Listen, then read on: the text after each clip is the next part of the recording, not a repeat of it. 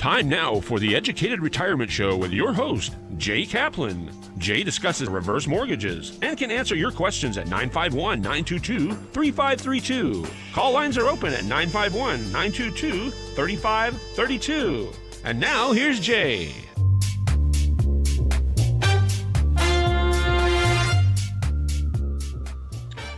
Just singing along, just jumping around there with the music. Anyway, this is the Educated Retirement Radio here on KMET, and welcome to it. And here's where we are going to contemplate retirement and how to best prepare for retirement and how to best stay successfully retired. Please call, email, or visit www.drheckham.com. Also available at the original address of the Educated Retirement, just like the show says, theeducatedretirement.com. And also, of course, give me a call at 866-955-2233. That's 866-955-2233. And why would you want to do either of these things? Well, because as we discussed yesterday from last week, Headsucker Proxy, the future is now. And when it comes to your home wealth and how to prepare for it and how to best stay the most secure, the future, you got to think of the future is now. And of course, knowledge is power. We're going to have Dr. Wade Phau with us again. I think you remember him. He is who I call Mr. Retirement when it comes to anything financial and probably a whole lot more. Because as you and I both know, if you're anywhere near as old as I am, retirement is a lot more than just money. It's a whole mental thing. And yeah, we still have our mental things. And my day job is at the Loan Source, NMLS number 384565, Department of Real Estate, 792-630. And today is International Typing Day. So I can't tell you too much about that, but see that is one cool looking typewriter. And I got that only because of the movie Naked Lunch. And if you're as old as I am, you do remember, and well, not even that old, but you'll remember the Beat Generation from the 50s and Burroughs' book called Naked Lunch, which was later turned into a film of the same name by David Cronenberg. And that's where these, typewriters would fight each other and talk. You know, they would talk with the person typing about it. Anyway, it's also National English Toffee Day. And as you know, we believe in challenging the status quo. Famous people's birthdays today. Now, this one turned out to be a lot more interesting than I thought. And today is Milton Sutman's birthday. Milton, known as Soupy Sales, was born in 1926 and left us in 2009. And there he is. So, most of us know what that picture looks like and know who he is. But, he's an American comedian, actor, radio and television personality, and jazz aficionado, which I consider myself to be also, but he's best known for his television show, Lunch with Soupy Sales, from 1953 to 1966. So that was around a while. And another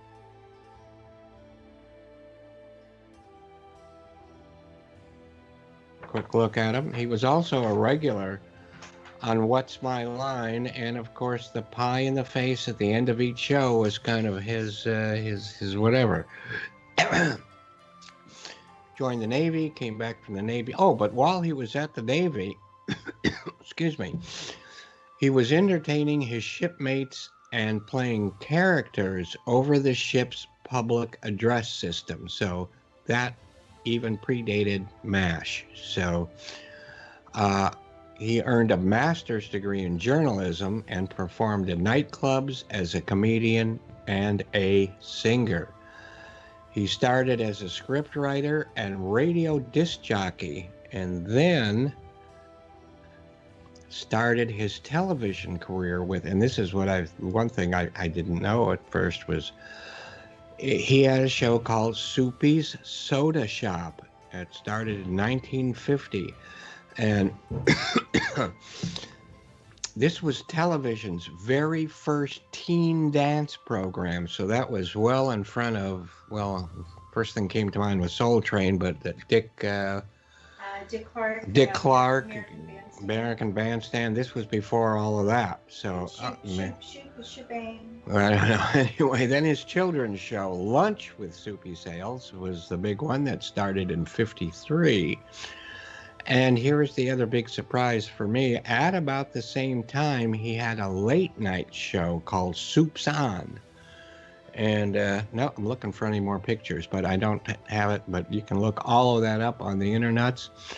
But on Soup's On is where he had jazz musicians, just people, little people like, Coleman Hawkins, Duke Ellington, Charlie Parker, Billie Holiday, and more, including Miles Davis, who appeared 6 times on that show. Speaking of Coleman Hawkins, I believe some of his stuff was used by Cronenberg in on the soundtrack of Naked Lunch, and that soundtrack was written by Howard Shore, who is just amazing. Anyway, he was also, he being Soupy, was the guest show on The Tonight Show between Jack Paar and Johnny Carson.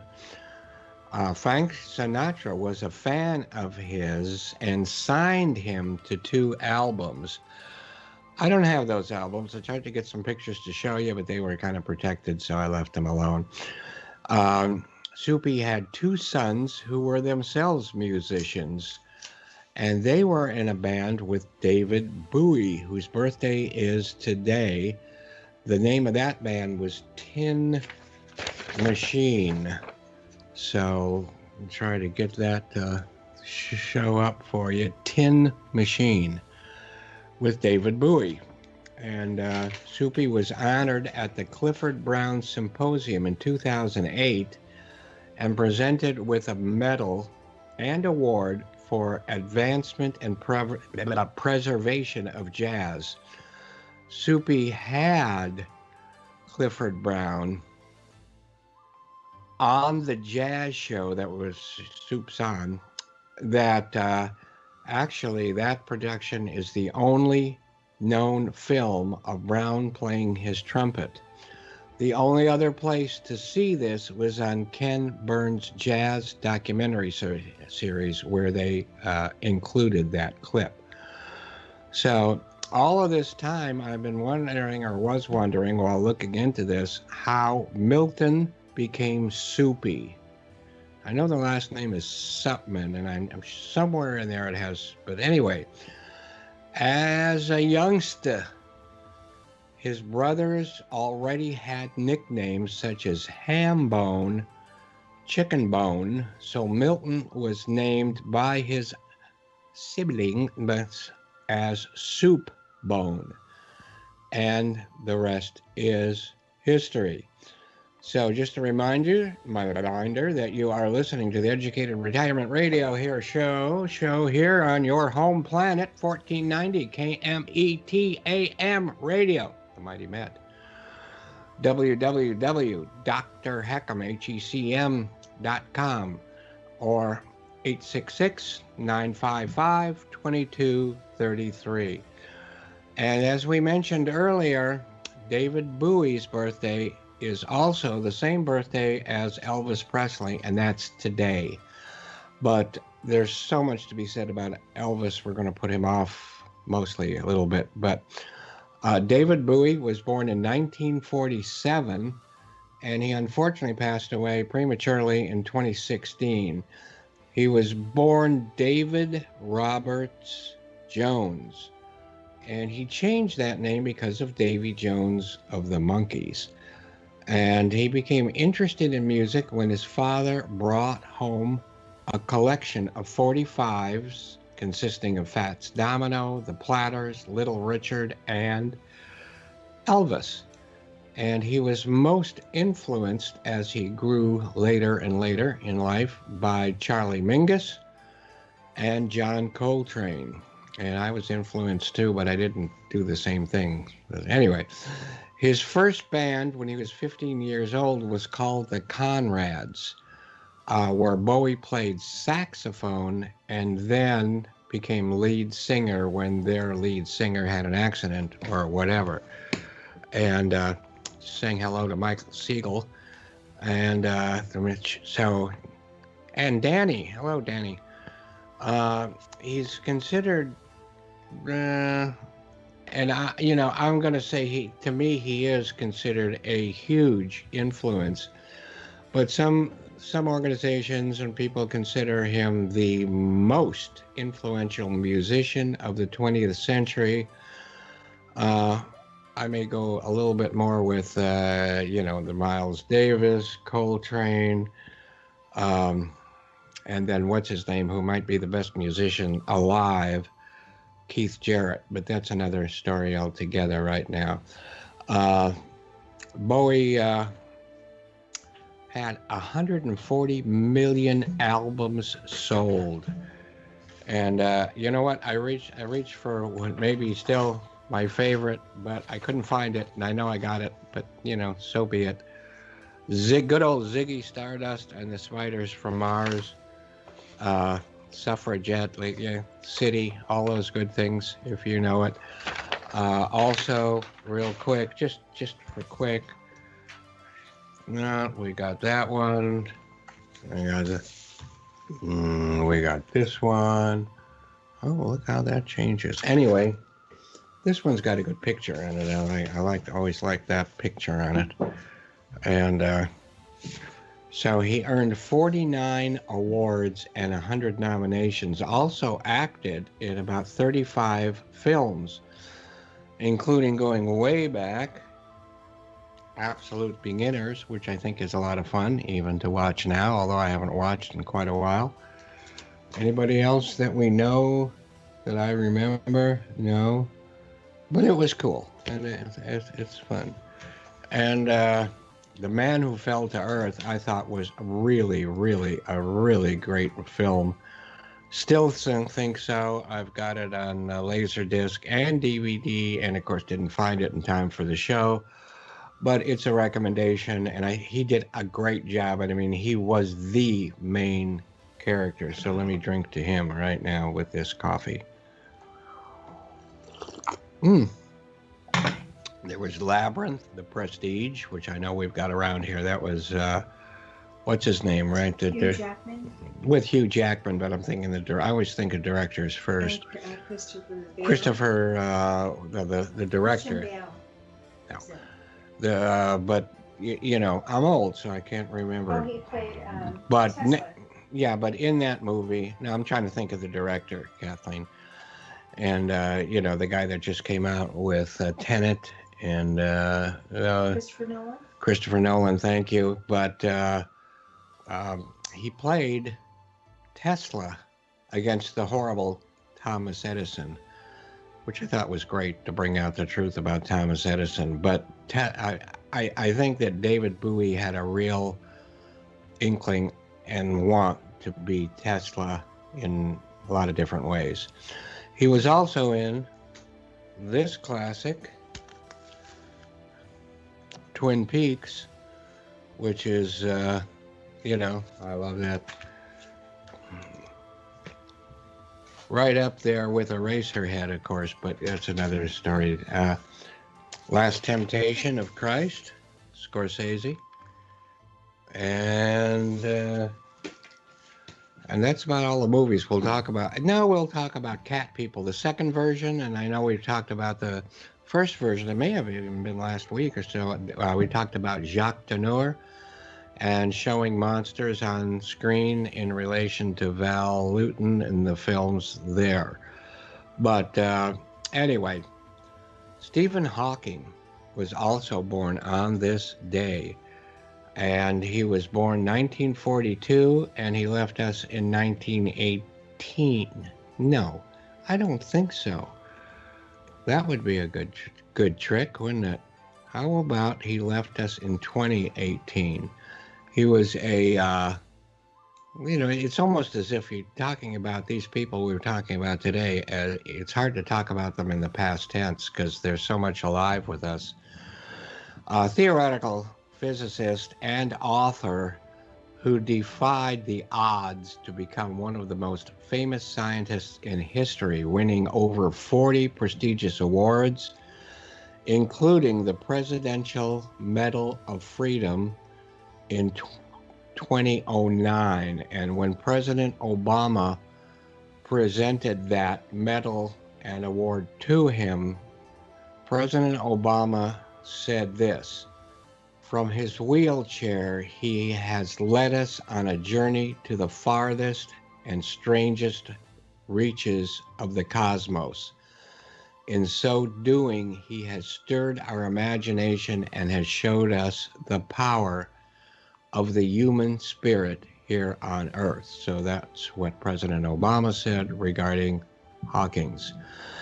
His disease, ALS, or sometimes referred to as Lou Gehrig's disease, has been considered a death sentence, and instead he lived an additional 55 years to a decent age. That in itself is yet another example of a great human spirit. The movie, The Theory of Everything is, well, it's still, that theory is still being looked at today, and we can get into string theory, M theory, and all those other quantum things, but no pun intended, but that's kind of an entanglement we don't want right now. Here is just a cover of the music, which is a 2-record set by one of my all-time favorite musicians who has unfortunately passed away. But Johan Johansson, who also did a lot of things that were not film-related, but certainly did do The Arrival, and I think he would have been in line for for Dune here, or the second Blade Runner, but he passed away. Honorable mentions today: Yvette Mimieux, she was born in 1942, and we talked about, and I'm showing this only because I love the visual of that. She was in the Time Machine, and I did see her in person not that long ago, maybe 55 years ago or so, at the the Regency Theater in Westwood, and I think you could hardly see her. She was so small. It's also the birthday of Elvis, believe it or not, 1935 to 1967, 57. I don't know. You know what? I screwed up. You know what? I screwed up because I guess I don't know whether he's still alive or not. He has left the building, but you know what? Everybody says so many people say he's still alive. He may be living on Mars or who knows what else, but we'll have to review more of him on another time, except I do want to show something really cool that I got, and this looks like a record, doesn't it? Whoops, it's not. It's got stamps, see? I may be upside down, but who cares here? We've got, I'm not sure what that is, but we don't have, but I'll show you what's really nice here. Oh, it's got this little record in it, which we're going to have to play as soon as the show is over. More stamps. Oh no, there's no record in there. There's more stamps in there. And this pretty nice, just really nice stamps. Picture. All of it's supposed to look like a record album, but there's no record in there, and there he is, Elvis. Okay, so who else today? Nick Nolte was born in 1941. Jose Ferrer, 1912 to 1992. His son's still going strong. Robert Stroud was born in 1890, and he passed on in 1963, and he's known as the Birdman of Alcatraz. So please hang with us while NASA Nellie is on her way in from the space station. Oh, she just arrived. So now we go to NASA Nellie, who will talk about the Stephenville, Texas incident. Stephenville, Texas, once considered to be the cowboy capital of the world, was about to be known for something entirely unworldly. On this day in 2008, dozens of residents spotted UFOs and described them as faster than a speeding bullet and larger than a Walmart. Several people, including a pilot and a police officer, said a UFO hovered over a farming community for about 5 minutes before streaking away into the sky. One pilot reported that it had flashing strobe lights and was completely silent. He said it darted away as they were followed by 2 fighter jets that were hopelessly outmaneuvered. A law enforcement officer claimed he was walking to his car when he saw a large red glowing object that was suspended about 3,000 feet in the air. He was awestruck and compared it to a wielder's torch. One witness was deer hunting when he saw the object and detailed how it had no seams, no rivets or welds on the surface. It looked like it was completely covered in one piece of sheet metal with a grid pattern as it hovered above the trees and then gone. He said, "If it's not ours, then we're in trouble." Military officials said that over the 200 witnesses that were letting their imagination run away and claimed it was merely an optical illusion, including the fighter jets. The sighting hit the media and energized believers. Stephenville welcomed the arrival of ufologists and reporters from all over, as the military insisted that over 200 observers shared a common distraction towards make-believe. Okay, thank you, NASA Nellie. Do you want to? Do we want to listen to your rocket ship take off again? Sure. Bye-bye. Okay. And thank you. Danny is watching on Facebook anyway right now too. So we got that whistle from Danny, and the cigar I've been smoking. I just cut, Danny. If you're listening, if you're watching, you still are with it. But don't go away. Everybody else, don't go away. Dr. Wade Phau will be with us in just a couple of minutes. And he's very important to all of us. Take care. Stay there.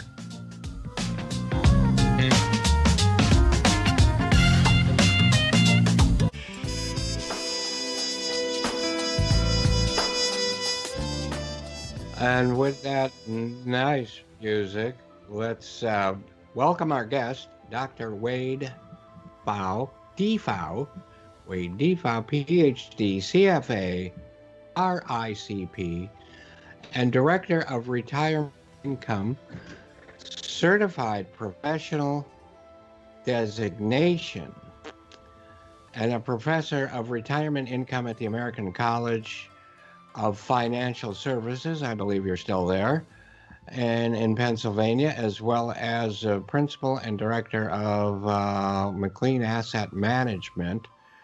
But it kind of goes by a different name in a way that I get on my emails, and we're going to get more into that. But just a quick review that Dr. Phau holds a doctorate in economics from Princeton University, publishes frequently, and including at least throughout 3 books and another one you're working on, I believe, and people, so there's so much out there, a wide variety of academic research he has done, and he's going to be sharing little by little with us. So, Dr. Phau, please go ahead and introduce yourself. Oh, I just looked over at the monitor. You're looking good today. Oh, thanks, Jay. Yeah, thank you. It's a pleasure to be here. You got the intro pretty much right there. Professor at the American College, and then McLean Asset Management is a sister firm of Retirement Researcher. That's what I think of as Retirement Researcher, because and I was on that webinar today. But we'll hold off. We'll let you talk more about those things than myself. So you are active with Retirement Researcher, And we're trying to talk about retirement on this show and try to keep it a little light on the first half, talking about because retirement seems to get heavy quickly, but about other things and nostalgic and more fun things. But we are here. I'm definitely here in retirement mode. You are still a bit looking forward to that, but you are going to be so much more prepared than most of us have been. So let's go ahead and start sharing how that preparedness comes into place. Okay, yeah, absolutely. And I was listening to the first half of the show and just was noting I'd always remembered the story about Elvis. I was 3 months old going to get my first pair of shoes when it came on the car radio that he allegedly had passed away. Yeah, I think I was already getting old by that time.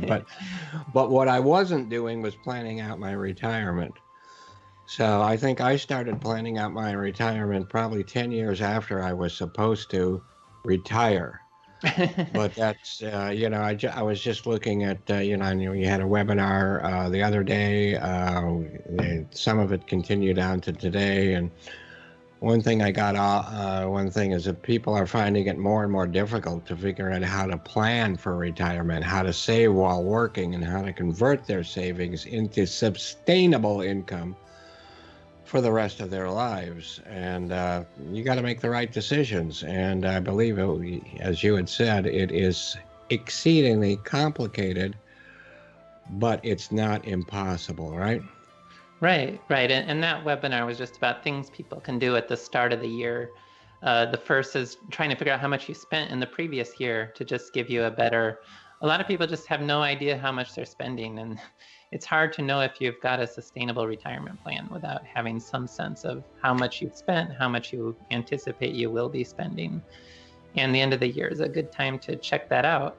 And then just for a New Year's resolution, estate planning, I think, is something that a lot of people always push off and never get around to. And it's so important. And just the phrase estate planning sounds great. Like, hey, you have an estate. Let's get the plans for it. But then it always gets into that medical stuff and wills and trusts. And then it starts to get, well, we need to talk about it, but we'll talk about it next year or something like that. You need to talk about it now. Get it over with. So go ahead again. I'm sorry to jump in. Yeah, no, that's the idea. And it's partly what can motivate it is just helping yourself get organized, to know what you have and to write up instructions to make life as easy as possible for the people in your life that'll have to manage this process, either not just for death, but if people become sick and incapacitated, right, and then someone else needs to take over, not losing things, not having trouble, just figuring out what the next steps are, and making sure, with the medical directives, making sure people understand what kind of medical care you'd like to have. It's really important so that there doesn't have to be fights or indecision about what to do. Because people don't always agree on that. I know that for sure. And you know that for sure. And I'm not going to take up too much of this, but my medical directive would be to have people watch that Ron Perlman film from France, City of Lost Children, where the old man was actually a brain in an aquarium, and he roamed around in this wooden contraption that was steam powered, that had a smokestack with steam coming out of it. But other than that, people have to get serious. They do. Yeah, you need to just have an indication of who will be able to help make medical decisions, financial decisions. And then just even for these days, very few people pay estate taxes because the limits are so high. For a couple, you need like almost $24 million at this point before that's an issue. But still, just having a will and maybe having a living trust to keep assets out of probate. It's things that do take some time to set up, but it's not overwhelming, and it's something that can be done. And, there's a lot of people that do it, a lot of people that specialize, or attorneys that specialize in that, or companies that have attorneys on their payroll. And, it does not need to be an expensive thing, nor should it be something that, well, I don't have millions, so why should I do it? I mean, even the slightest little thing, like if you have a modest home and you've got two children instead of one, it could all of a sudden be being in reverse mortgages. I see how that can be a big problem. Having more than one sibling and not having more than one child and not having all this planned out. Right, and just trying to keep it out of probate so it's not part of the public record and doesn't have all the fees associated with that. Yeah, the fees, I believe, like in probate, I mean, you can't even argue with or you can't even negotiate with an attorney. It's all set by law what they're going to make, and it's pretty good amount that they're going to make. And it can be very time consuming also. So before we go too long here, and I haven't been looking at the monitor that much, so I don't know whether the pictures of your books have shown up quite yet, but I think we should take a couple of minutes, take a little bit of time. Tell us about your books and what you're planning to do as far as future books and that kind of thing, and how people can get a hold of those books, because they need to get a hold of those. I had them all in real life touchy-feely books, and then I ended up giving them all away, but I've got them then on Kindle anyway. So, but I had to get some more touchy-feely ones though soon. But go ahead. Oh yeah. And also how to get a hold of you, and throw in an advertisement for Retirement Researcher Base Camp and all, because it's a good thing. Okay. Oh, thank you. Yeah, absolutely. So I've always been just trying to write a book about retirement planning, and that's now going to be the fourth book that I am finally getting close to finishing. The first book I wrote, and it was about reverse mortgages, and it was just a matter of, at first I was thinking I was writing a chapter of this broader book, but got so interested in it, it kept getting longer and longer. And I realized that actually this could be a book in and of itself. So there's a book on reverse mortgages. And then I got into more about spending, how to spend in retirement. So how to use strategies related to investments, just spending down investment portfolios. How much can I spend in retirement? And then the safety first retirement planning for people who may not want to rely just on the stock market, but thinking also about annuities and other types of tools as well. Yeah. And they're all available on Amazon. If you do a search for my name, Wade Phau, should be able to find them. And then my website, as you mentioned, retirementresearcher.com. We have a membership academy. We're trying to approach financial and retirement planning advice from a lot of different perspectives. Like for people who want a traditional financial advisor, that's what McLean Asset Management was for. But I find that a lot of my readers are more do-it-yourself and don't want to have that full advisory relationship. And so the Retirement Researcher Academy is what we've set up now for people who just want help or a second look or a second opinion, or just more do-it-yourself type of people, or people who want to understand better so they know what their advisor even is. some of those people, I'm sure some of your readers have financial planners, but it's not that they don't trust their financial planner. They want, like we all should, they want more information from an expert who has studied that specific right on the subject, whether it's retirement or just a phase or a part of retirement. Yeah, there's different types of people. Some people just want an advisor to say, okay, I don't have to think about this at all. The advisor will do everything. But other people may work with an advisor, but still want to understand the process. And that type of individual, as well as the more pure do-it-yourself type of person, is mainly what the Retirement Researcher Academy is for. And how would someone who is interested in looking into, first of all, I know that they can subscribe to a weekly newsletter. Maybe there's more than one, and that has no cost at all, correct? The weekly email list. If you go to retirementresearcher.com, you probably will get a pop-up screen asking if you'd like to be on that email list. And every Saturday morning, we send out an email to that with various news articles and things. And you also get, if you're on there, you also get invitations to some free webinars. But if you are a member, you get a lot more, right? Yeah, the full workshops that we have and other opportunities like that. Like later this month, I'll do an estate planning workshop, which will probably last around 3 hours by the time it's all That's done. a little longer than we talked about it here, isn't it? It is, yeah, there's a lot that goes into it. And I've done that in the past year for topics like Social Security claiming, Medicare, deciding what type of packages you want to select with either original Medicare or a Medicare Advantage plan, or choosing a Part D prescription drug plan and so Right. forth. And your contact information for any of that? Have we given pretty much everything out? I think, yeah, it's all available Okay. through the website, that retirementresearcher.com. All right. Now, you had just mentioned Social Security, and I find that very, very difficult. People say that reverse mortgages are difficult, but I don't think they are. I think the problem, or not the problem, the situation is that there are lots of choices.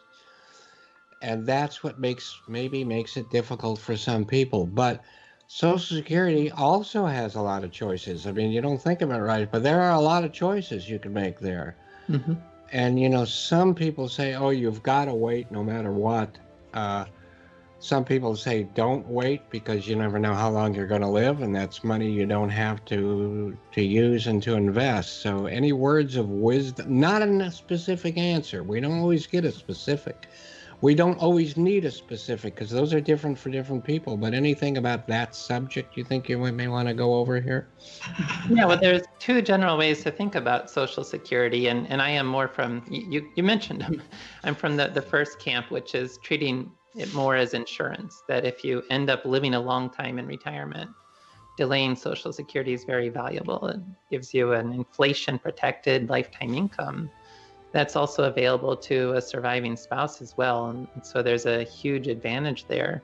The other approach is just this concern, well, what if you don't live very long?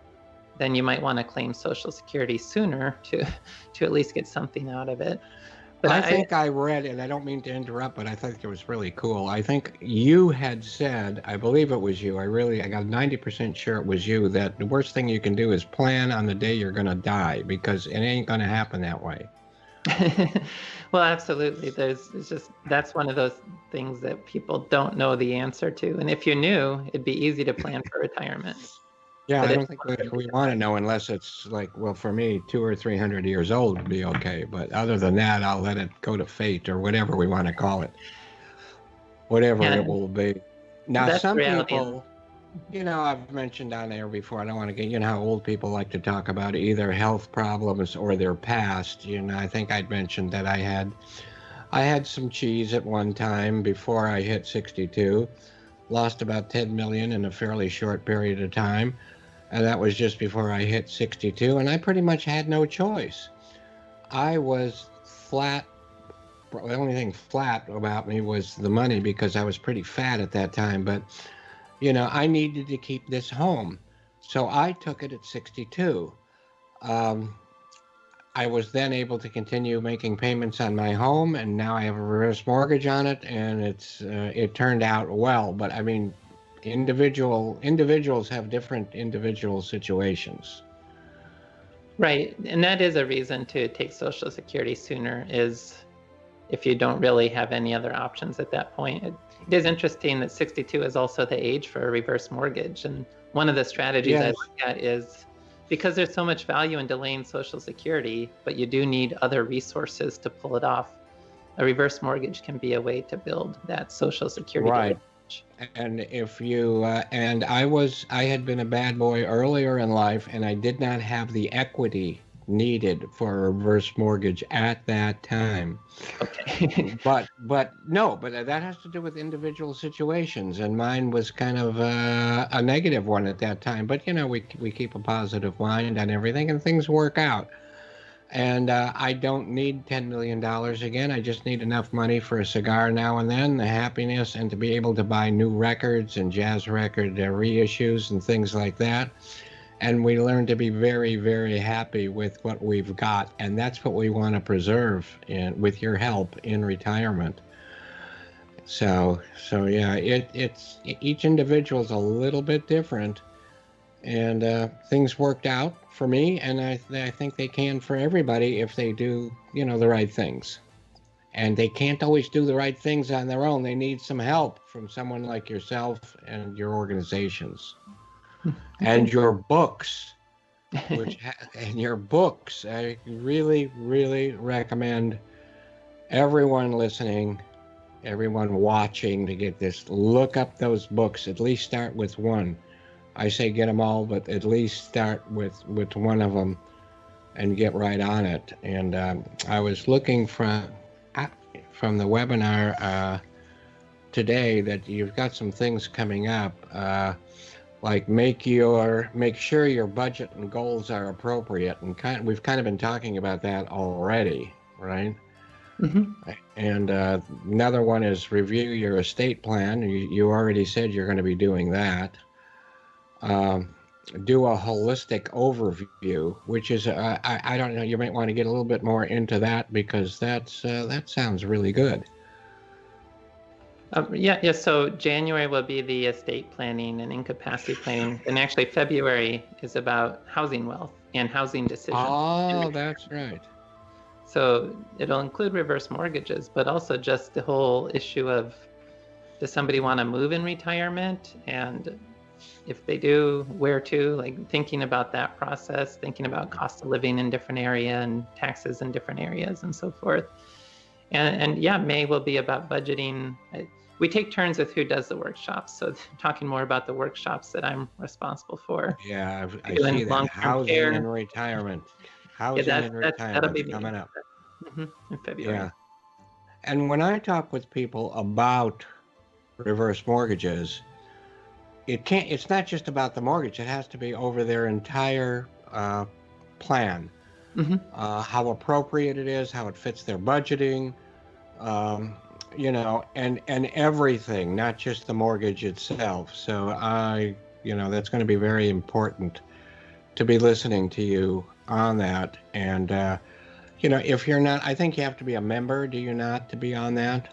For the full workshops, it is a membership. But for partials, you may not, and for and you may. I mean, I'm going to highly recommend that you do that, because if you're definitely getting ready, not just if you are retired, but if you're getting ready for it, you need to start planning for retirement maybe 40, 50 years before I did. And, even though I turned out kind of okay, but don't look at my picture if you're seeing on video. But you don't want to leave it all to chance. Chance is part of everything, but you don't want to leave it all to chance. And that's for sure. And housing and retirement is so important. People look at that and especially older. There are people older than me, believe it or not, and those are called the depression babies. I am the very first, I think the first, what do you call it? My generation, baby boomer that was ever born. Nobody older than me. Well, actually, I came in March, and I guess there was some born in January. But especially if you talk to the older ones, they just don't want to ever have a loan on their home. And, I can't shake them from that sometimes. And, you've spent your whole life building all kinds of different things for your retirement. If you've done the right thing, if you've listened to Dr. Phau before, you're going to have maybe annuities, you're going to have investments, you're going to have savings accounts, you're going to have your home, you're going to have insurance. Your house is just one of those things, right? And you have to include that. And of course, getting a reverse mortgage doesn't mean you're taking equity. It just means you are making it available. But I'm going to stop talking about that because I don't want to talk about me right now. But there is a psychology to that people spend their whole lives paying down a mortgage and then can't imagine a new mortgage in retirement. But I do think about it more as in the same way that you spend down an investment portfolio. Mm-hmm. A reverse mortgage is really just a way to also, in very much the same manner, spend down home equity, right. Like selling stocks and bonds to pay for retirement. Right. It's just a little more emotional sometimes. Mm-hmm. And no matter how large you think and how many children you think you have, it's as if the parents think this home is the family home and will be forever. Well, probably none of those children want that home, but that's a whole different thing. And it's emotional and it's hard to talk about. So we still need to include thinking of it as an investment, but an investment that you don't have to lose or just up to you. And one other thing, and you can go back and talk about all of these, including your holistic overview. One thing I saw was, and I thought this was the hardest, your partner there brought this out, implement your decisions. That's the hardest of all these things. We can think and talk about all this stuff, as my own partner would say, till the cows come home, but implementing them. We need somebody to kick us in the you-know-what, like yourself, and reading your books to get us moving, right? Yeah, there's procrastination, not just in setting up a plan, but then usually there are additional steps you have to take after, and that can be a big concern as well. Just with the estate planning, if you set up a nice living trust and then you never get around to actually funding it, then there was no point. Yeah, I know. You can become very astute in that subject, but what good did it do you? So that's a big part of holistic planning, is just looking at how the different pieces fit together, figuring out the right plan, and then actually implementing it. Yeah, there's also a newsletter. I don't remember whether I do remember being in the crib. I don't remember 20 minutes ago whether I mentioned that there is a newsletter, also some free webinars and a newsletter. And I think you did mention it comes out like every Saturday morning, correct? Yeah, weekly email. Yeah, and that's I look forward to it. I think everybody should look forward to it. But you've got to, what Dr. Phau is telling us is first you got to make decisions and then implement them. But you can't always make decisions on your own. Whether you call Dr. Phau's company, you sign up, at least read his books. Because those decisions, you want Dr. Phau to be part of your decisions. You don't agree? Fine, but make him a part of your decision. Well, maybe it isn't fine, but make him a part of your decisions. And before we, I can't believe the time's going by so fast. I can't, because there's so much more to talk about, like what advice would you have for people who are past the retirement age and still banging away at it, or what advice you'd have for younger people. I would love to get into that, but so we don't run out of any time, please, one more time, give your contact information about you, your books, and your organization. Okay, absolutely. So the website is retirementresearcher.com. And if anyone did want to email me, you can do that with wade@retirementresearcher.com. And then all my books are on Amazon. There's 3 of them right now. The reverse mortgages, the how much can I spend in retirement, which is more about investments, and the safety first retirement planning, which is more about mixing insurance, like annuities, with investments together for an overall plan. And, whether you have annuity or not, or whether you're even planning on one, you don't know in the future whether you're going to planning on one or not. So get a hold of these books. As the great estate planning and gerontology attorney Susan Geffen said, I was going to say once said, but she said it many times, if you're alive, you have a future. And that goes for you youngsters and us oldies. And, we need input from Dr. Phau for that future that we have, and we do have coming up. So I'm going to, again, recommend those books completely. And let's sign off in a way with a couple of any good words of wisdom for either of those groups, the youngies and the oldies, as far as this year coming up, Dr. Phau? For younger people, if you've got a 401k plan at work, it's important to contribute, and you may have to take a couple steps to set that up, but get your employer matched. Like if the employer offers to match your contribution, sometimes they do that up to say 3% of your salary or more. That's free money on the table that you're giving up by not taking advantage of that. Right. So, yeah, absolutely. I'm not sure what the future is going to be, and we're not sure about the future of pensions and things like that. I don't have one, but a lot of people do. A lot of people that have them in place, that's great, but a lot of people are hoping for them in the future, and I'm not sure about that. So And so you've got to get to know about all these other things, like we just said, with a 401, and maybe knowing something about annuities. Right. The traditional company pensions are increasingly uncommon today, at least for people who are just entering the labor force. It's the 401k, you're trying to build your own pension. Right, but you still have your employer's help in doing so, and you could take advantage of that help. And if you don't have an employer, there's so many other ways we could have. Maybe next time you're on the show, Dr. Phau, and I hope there will be soon, we can talk about those people that don't have an employer and the things they can do to best prepare for that. But in the meantime, I'm going to thank you so much again. Oh, Jim Phau, not Jim Phau, I'm getting it mixed up. See, my age is showing up. Jim Phau, Jim Veal. Wow, am I showing myself? And veal is something I'll never forget because I love to eat. I spoke with Jim Veal 3 times today, and he did on one of those calls remind me to say hello to you. Oh, thank you. Right. She's a colleague of yours out there in the Southern California area, right? Yeah. So, more on the San Diego side, but maybe stretches up. I get a little confused about where that division is between LA and San Diego. Well, so do I. It used to be the only thing that splits us in half is is Camp Pendleton. Other than that, it's one city, really. So we've got to go, and I appreciate it so much. I'll be in contact, email at least or whatever, to say thank you. Please, all you people out there, do 2 things: stay safe and look up Dr. Phau's books for yourself.